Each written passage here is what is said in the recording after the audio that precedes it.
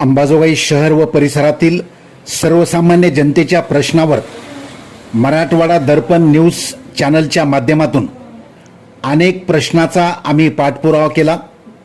त्यातील एखादा अपवादात्मक प्रश्न जो राजकीय असेल तो मार्गी लागला नसेल। अलीकडे सत्ताधारी कोणीही नेता असो, सत्य प्रश्न मांडले की प्रश्न मांडणाऱ्या पत्रकाराला राजकीय नेते आपला विरोधक समजू लागले आहेत। जनतेचे प्रश्न मांडत असताना विशेष करून मराठवाडा दर्पण न्यूज सतत काही ना काही प्रश्न मांडतो, म्हणून बाकी तर काही करू शकत नाही। राजकीय पुढाऱ्याच्या हातात एकच आहे, ते म्हणजे मराठवाडा दर्पण न्यूजला जाहिरात द्यायची नाही। तरीही आम्ही कधीही डगमगलो नाही। जनतेचे प्रश्न सतत मांडत असल्याने लाखो दर्शक दररोज आमची डिजिटल मीडियाची बातमी पाहतात। बीड जिल्हाच नव्हे तर जिल्ह्याबाहेरून सुद्धा आमचे दर्शक आम्हाला समस्या सांगतात, माहिती पाठवतात। त्या प्रश्नाला न्याय मिळत असल्याने आमचा आधार आमचा दर्शक आहे।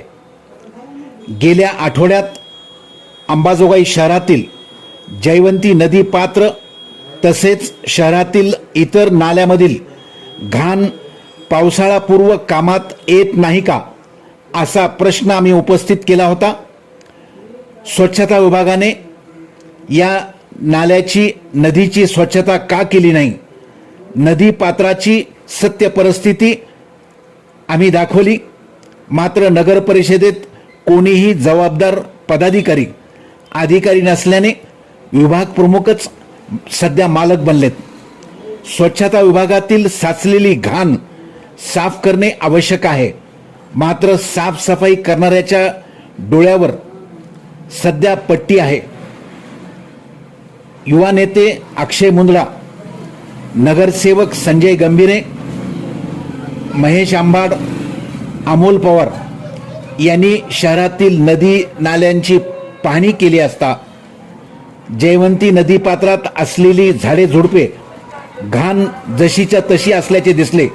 मुंदडा यांनी तातडीने या नदीपात्रातील सफाईचे आदेश देताच आज तातडीने स्वच्छता विभागातली यंत्रणा कामाला लागली। बोधीघाट परिसरातील जयवंती नदीपात्रात जेसीबीच्या साह्याने झाडे झुडपे तोडायला सुरुवात झाली। पात्राची साफसफाई होईल अपेक्षा आहे।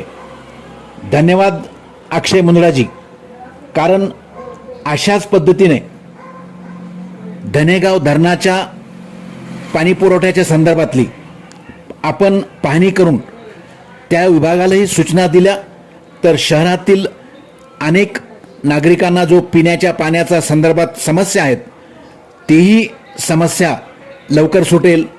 अपेक्षा आहे तुम्ही लवकरच ती पाहणी कराल।